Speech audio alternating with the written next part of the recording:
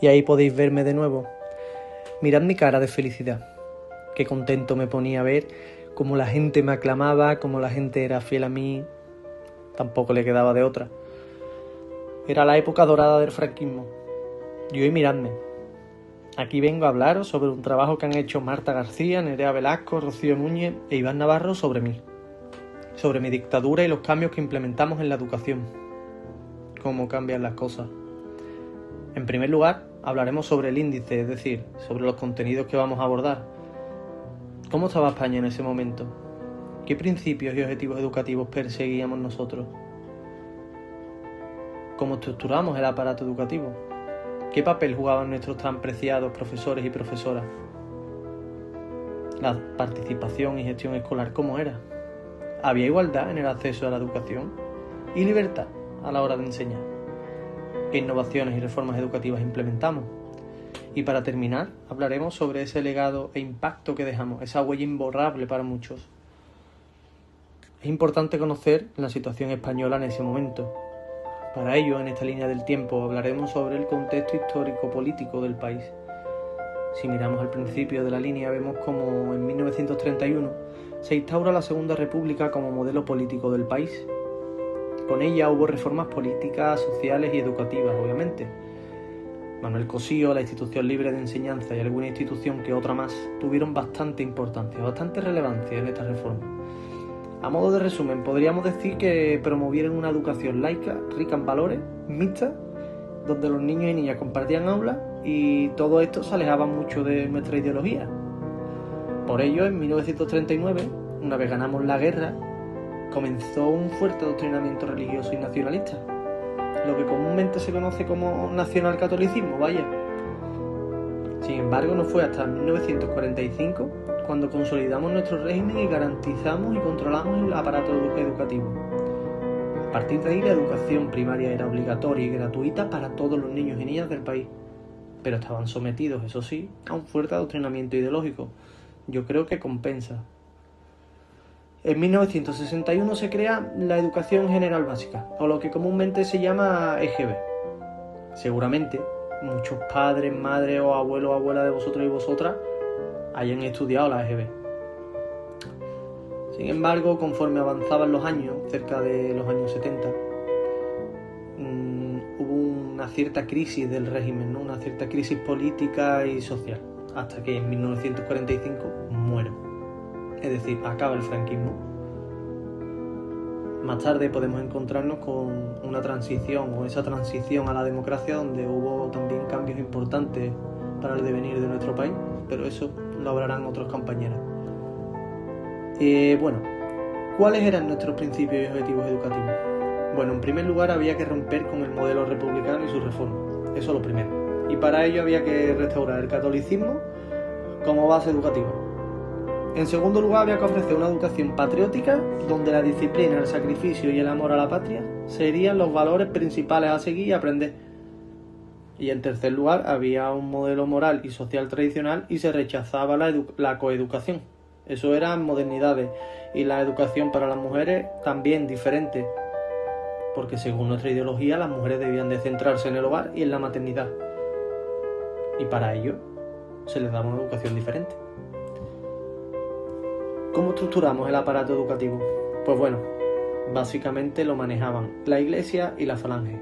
La Iglesia se dedicaba a formar en religión y en la moral, mientras que la Falange se centraba más en la formación política, la educación física y la sección femenina. Se eliminó la educación mixta, obviamente. Eso lo hacían los republicanos, nosotros no.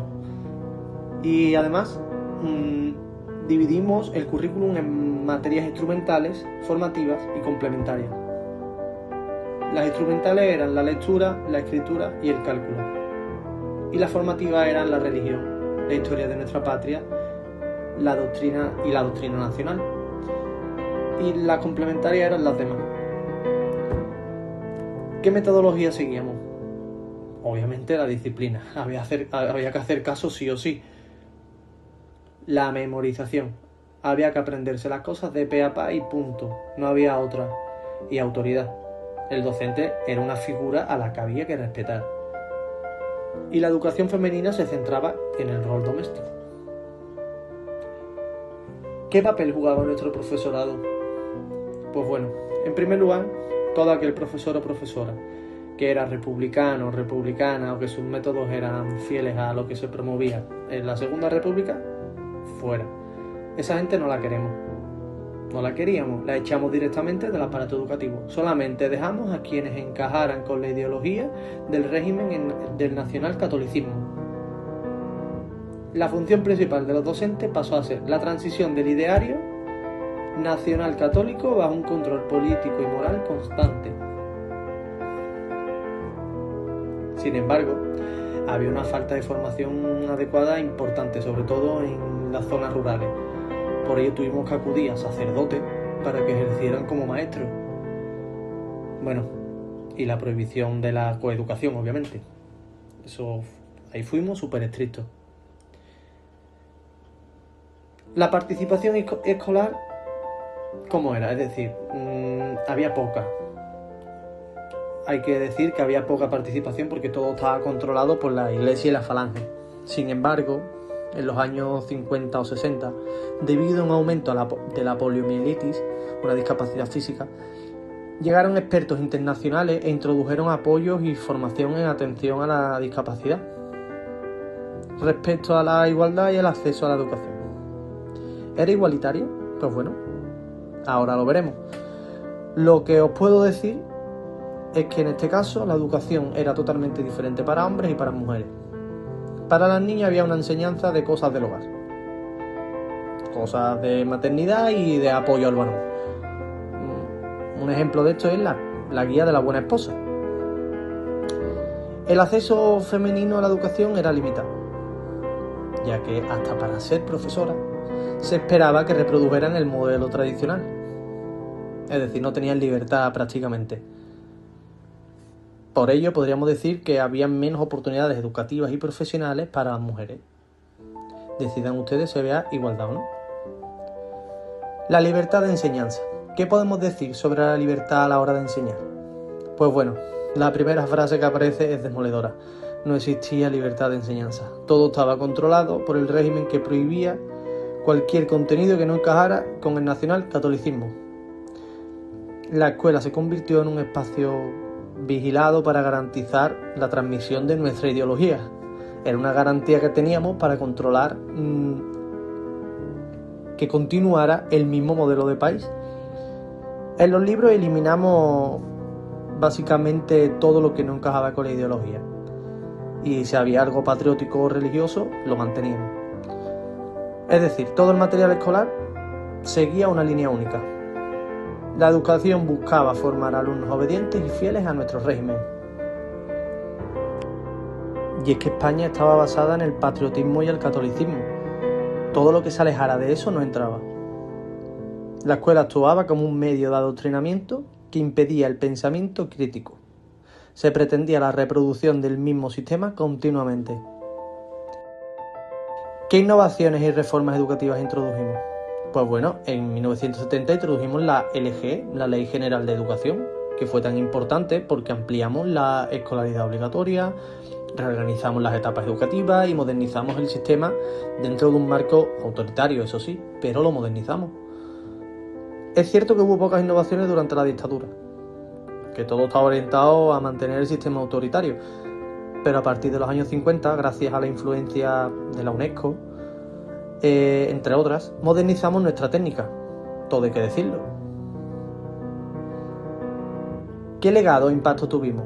Pues bueno, es cierto que hubo una censura permanente, que hubo una falta de libertad casi total y que hubo un control ideológico que garantizaba esa falta de pensamiento crítico, no nos interesaba. Además dejó una huella duradera en la cultura escolar y en la visión del pasado. Hubo silencio sobre la dictadura en los libros de los años 80 y 90.